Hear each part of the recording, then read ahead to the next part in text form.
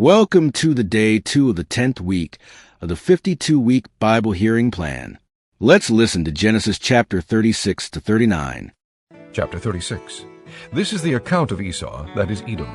Esau took his wives from the women of Canaan, Adah, daughter of Elon the Hittite, and Oholibamah, daughter of Anah, and granddaughter of Zibeon the Hivite, also Basemath, daughter of Ishmael, and sister of Nebaioth.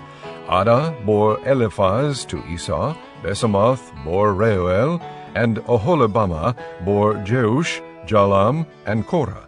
These were the sons of Esau who were born to him in Canaan. Esau took his wives and sons and daughters and all the members of his household, as well as his livestock and all his other animals and all the goods he had acquired in Canaan, and moved to a land some distance from his brother Jacob. Their possessions were too great for them to remain together. The land where they were staying could not support them both because of their livestock. So Esau, that is Edom, settled in the hill country of Seir. This is the account of Esau, the father of the Edomites, in the hill country of Seir. These are the names of Esau's sons: Eliphaz, the son of Esau's wife Adah, and Reuel, the son of Esau's wife Basemath. The sons of Eliphaz: Teman, Omar, Zepho, Gatam, and Kenaz. Esau's son Eliphaz also had a concubine named Timnah, who bore him Amalek. These were grandsons of Esau's wife Adah. The sons of Reuel: Nahath, Zerah, Shammah, and Mizah. These were grandsons of Esau's wife Bathmah. The sons of Esau's wife Oholibamah, daughter of Anah and granddaughter of Zibeon, whom she bore to Esau: Jeush, Jalam, and Korah. These were the chiefs among Esau's descendants. The sons of Eliphaz, the firstborn of Esau: chiefs Teman, Omar, Zepho, Kenaz, Korah, Gatam, and Amalek. These were the chiefs descended from Eliphaz in Edom. They were grandsons of Adah. The sons of Esau's son Reuel: chiefs Nahath, Zerah, Shammah, and Mizah. These were the chiefs descended from Reuel in Edom. They were grandsons of Esau's wife Basemath. The sons of Esau's wife Oholibamah: chiefs Jeush, Jalam, and Korah. These were the chiefs descended from Esau's wife Oholibamah, daughter of Anah. These were the sons of Esau, that is Edom, and these were their chiefs. These were the sons of Seir the Horite, who were living in the region: Lotan, Shobal, Zibeon, Anah, Dishon, Ezer, and Dishan. These sons of Seir in Edom were Horite chiefs. The sons of Lotan: Hori and Homan. Timnah was Lotan's sister. The sons of Shobal: Alvan, Manahath, Ebal, Shepho, and Onam. The sons of Zibeon: Aiah and Anah. This is the Anah who discovered the hot springs in the desert while he was grazing the donkeys of his father Zibeon. The children of Anah: Dishon and Oholibamah, daughter of Anah. The sons of Dishon: Hemdan, Eshban, Ithran, and Kiran. The sons of Ezer: Bilhan, Zaavan, and Akan. The sons of Dishan: Uz and Aran. These were the Horite chiefs: Lotan, Shobal, Zibeon, Anah, Dishon, Ezer, and Dishan. These were the Horite chiefs according to their divisions in the land of Seir. These were the kings who reigned in Edom before any Israelite king reigned. Bela, son of Beor, became king of Edom. His city was named Dinhabah. When Bela died, Jobab, son of Zerah from Bozrah, succeeded him as king. When Jobab died, Husham from the land of the Temanites succeeded him as king. When Husham died, Hadad, son of Bedad, who defeated Midian in the country of Moab, succeeded him as king. His city was named Avith. When Hadad died, Samlah from Masrekah succeeded him as king. When Samlah died, Shaul from Rehoboth on the river succeeded him as king. When Shaul died, Baal-Hanan, son of Achbor, succeeded him as king. When Baal-Hanan, son of Achbor, died, Hadad succeeded him as king. His city was named Pau, and his wife's name was Mehetabel, daughter of Matred, the daughter of Mezabhad. These were the chiefs descended from Esau by name according to their clans and regions: Timnah, Alva, Jeheth, Oholibamah, Elah, Enon, Kenaz, Teman, Mibzar, Magdiel, and Iram. These were the chiefs of Edom according to their settlements in the land they occupied. This was Esau, the father of the Edomites. Chapter 37. Jacob lived in the land where his father had stayed, the land of Canaan. This is the account of Jacob. Joseph, a young man of 17, was tending the flocks with his brothers, the sons of Bilhah and the sons of Zilpah, his father's wives, and he brought their father a bad report about them. Now Israel loved Joseph more than any of his other sons, because he had been born to him in his old age, and he made a richly ornamented robe for him. When his brothers saw that their father loved him more than any of them, they hated him and could not speak a kind word to him. Joseph had a dream, and when he told it to his brothers, they hated him all the more. He said to them, "Listen to this dream I had. We were binding sheaves of grain out in the field when suddenly my sheaf rose and stood upright, while your sheaves gathered around mine and bowed down to it." His brothers said to him, "Do you intend to reign over us? Will you actually rule us?" And they hated him all the more because of his dream and what he had said. Then he had another dream, and he told it to his brothers. "Listen," he said, "I had another dream, and this time the sun and moon and 11 stars were bowing down to me." When he told his father as well as his brothers, his father rebuked him and said, "What is this dream you had? Will your mother and I and your brothers actually come and bow down to the ground before you?" His brothers were jealous of him, but his father kept the matter in mind. Now his brothers had gone to graze their father's flocks near Shechem, and Israel said to Joseph, "As you know, your brothers are grazing the flocks near Shechem. Come, I'm going to send you to them." "Very well," he replied.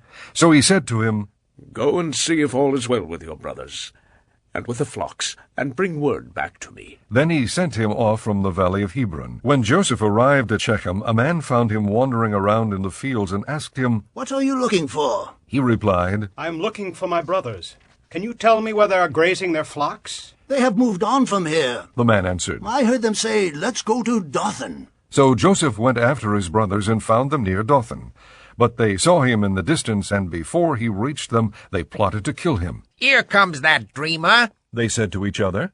"Come now, let's kill him and throw him into one of these cisterns and say that a ferocious animal devoured him. And then we'll see what comes of his dreams." When Reuben heard this, he tried to rescue him from their hands. "Let's not take his life," he said. "Don't shed any blood. Throw him into this cistern here in the desert, but don't lay a hand on him." Reuben said this to rescue him from them and take him back to his father. So when Joseph came to his brothers, they stripped him of his robe, the richly ornamented robe he was wearing, and they took him and threw him into the cistern. Now the cistern was empty, there was no water in it. As they sat down to eat their meal, they looked up and saw a caravan of Ishmaelites coming from Gilead. Their camels were loaded with spices, balm, and myrrh, and they were on their way to take them down to Egypt. Judah said to his brothers, "What will we gain if we kill our brother and cover up his blood? Come, let's sell him to the Ishmaelites and not lay our hands on him. After all, he is our brother, our own flesh and blood." His brothers agreed. So when the Midianite merchants came by, his brothers pulled Joseph up out of the cistern and sold him for 20 shekels of silver to the Ishmaelites, who took him to Egypt. When Reuben returned to the cistern and saw that Joseph was not there, he tore his clothes. He went back to his brothers and said, "The boy isn't there. Where can I turn now?" Then they got Joseph's robe, slaughtered a goat, and dipped the robe in the blood. They took the ornamented robe back to their father and said, "We found this. Examine it to see whether it is your son's robe." He recognized it and said, "It is my son's robe. Some ferocious animal has devoured him. Joseph has surely been torn to pieces." Then Jacob tore his clothes, put on sackcloth, and mourned for his son many days. All his sons and daughters came to comfort him, but he refused to be comforted. "No," he said, "in mourning will I go down to the grave to my son." So his father wept for him. Meanwhile the Midianites sold Joseph in Egypt to Potiphar, one of Pharaoh's officials, the captain of the guard. Chapter 38. At that time Judah left his brothers and went down to stay with a man of Adullam named Hira. There Judah met the daughter of a Canaanite man named Shua.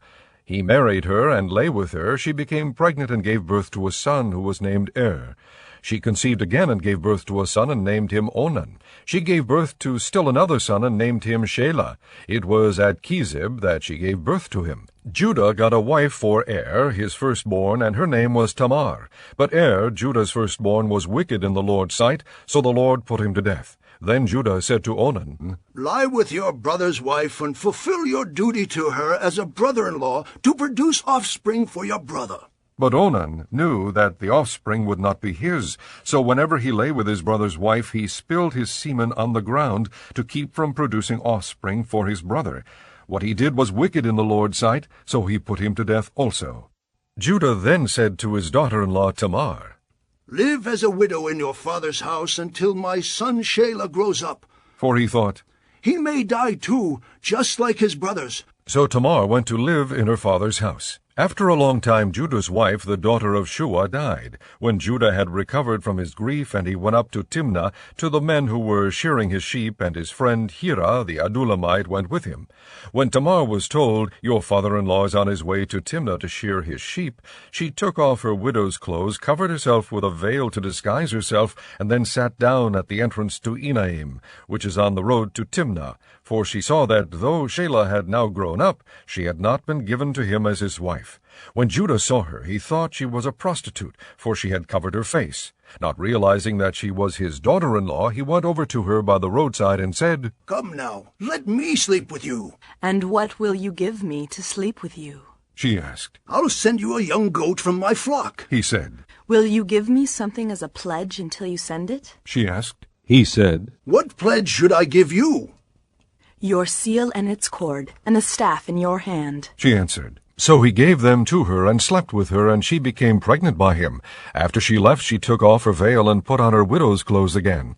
Meanwhile, Judah sent the young goat by his friend the Adullamite in order to get his pledge back from the woman. But he did not find her. He asked the men who lived there, Where is the shrine prostitute who was beside the road at Enaim? There hasn't been any shrine prostitute here, they said. So he went back to Judah and said, I didn't find her. Besides, the men who live there said there hasn't been any shrine prostitute here. Then Judah said, Let her keep what she has, or we will become a laughingstock. After all, I did send her this young goat, but you didn't find her. About 3 months later, Judah was told, Your daughter-in-law Tamar is guilty of prostitution, and as a result, she is now pregnant. Judah said, Bring her out and have her burned to death. As she was being brought out, she sent a message to her father-in-law. I am pregnant by the man who owns these, She said, and she added, See if you recognize whose seal and cord and staff these are. Judah recognized them and said, She is more righteous than I, since I wouldn't give her to my son Shelah. And he did not sleep with her again. When the time came for her to give birth, there were twin boys in her womb. As she was giving birth, one of them put out his hand. So the midwife took a scarlet thread and tied it on his wrist and said, This one came out first. But when he drew back his hand, his brother came out, and she said, So this is how you have broken out. And he was named Perez. Then his brother, who had the scarlet thread on his wrist, came out, and he was given the name Zerah. Chapter 39. Now Joseph had been taken down to Egypt. Potiphar, an Egyptian who was one of Pharaoh's officials, the captain of the guard, bought him from the Ishmaelites who had taken him there. The Lord was with Joseph, and he prospered, and he lived in the house of his Egyptian master. When his master saw that the Lord was with him, and that the Lord gave him success in everything he did, Joseph found favor in his eyes and became his attendant. Potiphar put him in charge of his household, and he entrusted to his care everything he owned. From the time he put him in charge of his household and of all that he owned, the Lord blessed the household of the Egyptian because of Joseph. The blessing of the Lord was on everything Potiphar had, both in the house and in the field. So he left in Joseph's care everything he had. With Joseph in charge, he did not concern himself with anything except the food he ate. Now Joseph was well built and handsome, and after a while his master's wife took notice of Joseph and said, Come to bed with me. But he refused. With me in charge, He told her, my master does not concern himself with anything in the house. Everything he owns he has entrusted to my care. No one is greater in this house than I am. My master has withheld nothing from me except you because you are his wife. How then could I do such a wicked thing and sin against God? And though she spoke to Joseph day after day, he refused to go to bed with her or even be with her. One day he went into the house to attend to his duties, and none of the household servants was inside. She caught him by his cloak and said, Come to bed with me. But he left his cloak in her hand and ran out of the house. When she saw that he had left his cloak in her hand and had run out of the house, she called her household servants. Look, She said to them, this Hebrew has been brought to us to make sport of us. He came in here to sleep with me, but I screamed. When he heard me scream for help, he left his cloak beside me and ran out of the house. She kept his cloak beside her until his master came home. Then she told him this story. That Hebrew slave you brought us came to me to make sport of me, But as soon as I screamed for help, he left his cloak beside me and ran out of the house. When his master heard the story, his wife told him, saying, "This is how your slave treated me." He burned with anger. Joseph's master took him and put him in prison, the place where the king's prisoners were confined. But while Joseph was there in the prison, the Lord was with him. He showed him kindness and granted him favor in the eyes of the prison warden. So the warden put Joseph in charge of all those held in the prison, and he was made responsible for all that was done there. The warden paid no attention to anything under Joseph's care, because the Lord was with Joseph and gave him success in whatever he did.